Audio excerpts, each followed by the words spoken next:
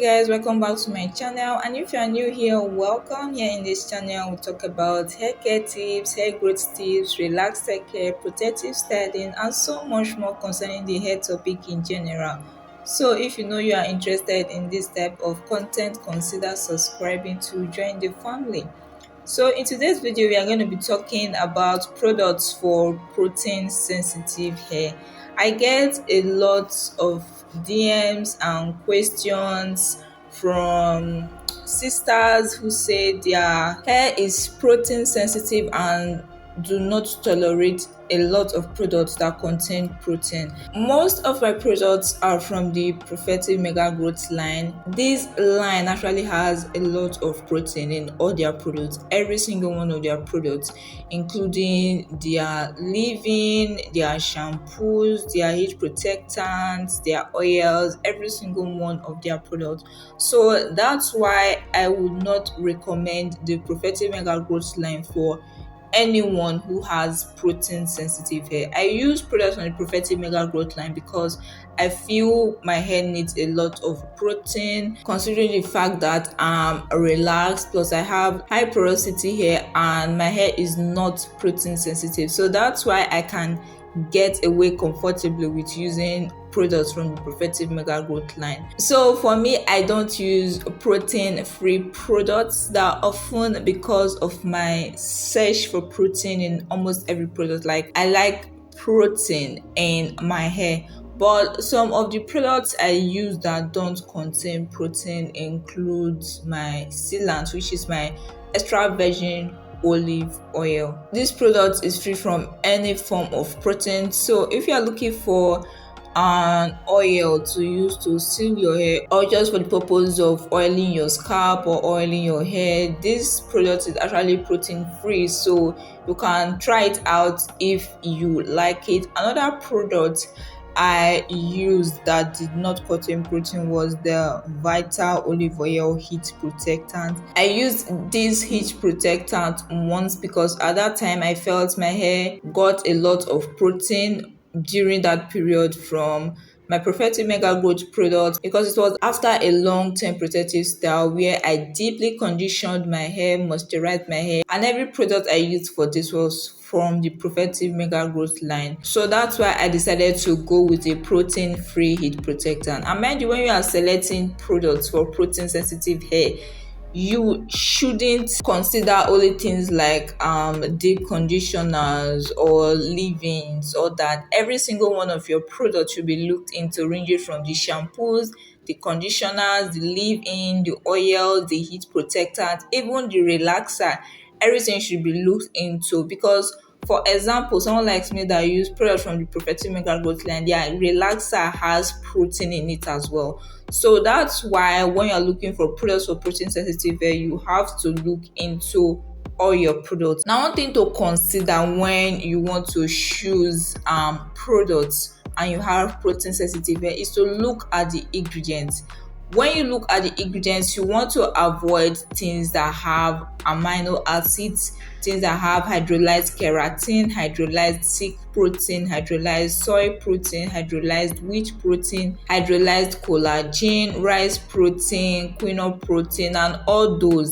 Anything that has a tinge of protein in the ingredients should be avoided, because you're looking for protein-free products. So when looking at the ingredients, you should go for things that have moisturizer ingredients rather than protein ingredients. Things that have ingredients like glycerin, aqua or water, honey, shea butter, or any form of oil. These ingredients are actually more moisturizing compared to their protein effect.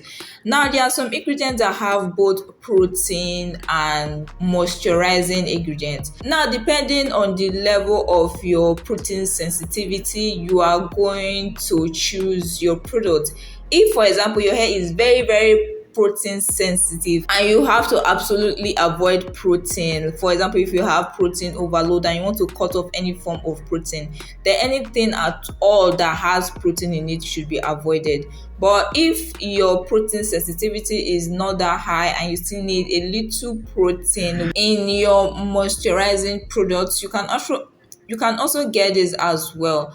Now, the way to tell if a protein content is less than a moisturizing content in a product is to look at the way the ingredients are arranged. If the first few ingredients that come out that is labeled on the ingredients list are protein based, it means that product is more of a protein product than a moisturizing product. But if the first few ingredients listed are moisturizing products like glycerin, the honey, the shea butter, and any form of oil, then it's more of a moisturizing product than a protein product.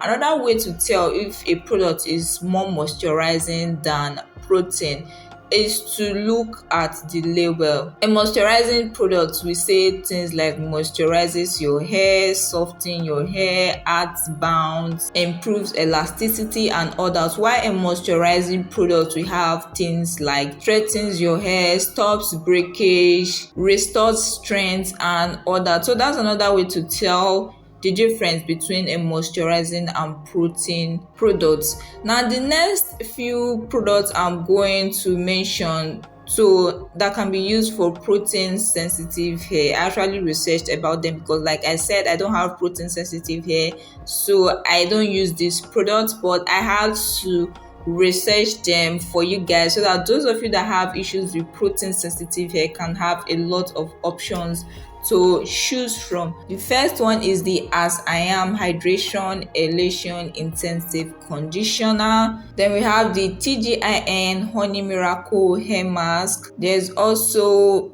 Miel Organics Mongogo Oil Hydrating Conditioner, Miel Pomegranate and Honey Shampoo, TGIN Miracle Repairs Deep Hydrating Hair Mask, Camille Rose Coil Love Moisture Milk, Eden Body Works Jojoba Monoid Deep Conditioner, Shea Moisture African Black Soap Purification Mask, Shea Moisture Jamaican Black Castor Oil Strengthen, Grow and Restore Shampoo, Motions Naturally You Moisturizing Cleansers, Shea Moisture Raw Shea Butter Moisture Retention Shampoo, As I Am Coconut Cleansing Co-Wash Conditioner, Shea Moisture Coconut and Hibiscus Coil and Shine Shampoo, Shea Moisture Coconut and Hibiscus Coil and Shine Conditioner, Oasis Moist Withered Cleansing Oil, then the Vital Olive Oil Protectant, which I talked about earlier. So these are some of the products I found that can be used for protein sensitive hair. If you have any other products you use for your protein sensitive hair which has worked for you, make sure to leave them in the comment section down below so that we can have more options to choose from. Okay, thank you. So if you notice, these products I mentioned are both combinations of conditioners, shampoos, deep conditioners, leave-in conditioners, oil, heat protectant, and so on. So you can see that when you're looking for products for protein sensitive hair, every single part of your product should be looked into, not just your conditioner. Now, so many people also ask me, how do they know their hair is protein sensitive? You know your hair is protein sensitive first of all if, for example, you use a protein product on your hair and you get a lot of breakage. That's one of the signs that your hair is protein sensitive. Like your hair cannot tolerate protein at all. Another way to know if your hair is protein sensitive is when you are having protein overload. But this type of protein sensitivity is not permanent, because if you can restore that protein moisture balance of your hair and reverse the protein overload, your hair may be more tolerable to protein. So one way to know if your hair has protein overload is that it becomes very dry, it is very prone to breakage, plus your hair will not have the capacity to stretch a considerable length before snapping and breaking. So those are some of the signs that your hair has protein overload. And yeah, I forgot to mention that one of the products you actually have to watch out for when you have protein sensitive hair is rice water. I know most of us have abused rice water a lot. You can't use rice water every single day on your hair as a leave-in or conditioner, whatever, every single day, and not come down with protein overload or make your hair protein sensitive. Of course, your hair is going to come down with protein overload. So rice water is a very strong, will I say, product now, because whenever I use rice water, I notice the tremendous difference in the strength of my hair. So when you want to use rice water, be very careful with the frequency. You can use it twice in a month, you can use it monthly, or you can use it weekly depending on the protein requirements of your hair. But using rice water on your hair every single day is going to result in protein overload. So this is also one of the products you want to avoid when you have protein sensitive hair. You want to avoid rice water in general, or you want to avoid any products that has a rice water ingredient in it. Yeah guys, so that's it for some of the products for protein sensitive hair. And if you have protein sensitive hair, please leave that in the comment section down below, and when you started noticing that your hair was protein sensitive. So yeah guys, that's it for this video. Make sure to subscribe and like if you haven't already, and see you in my next video. Bye.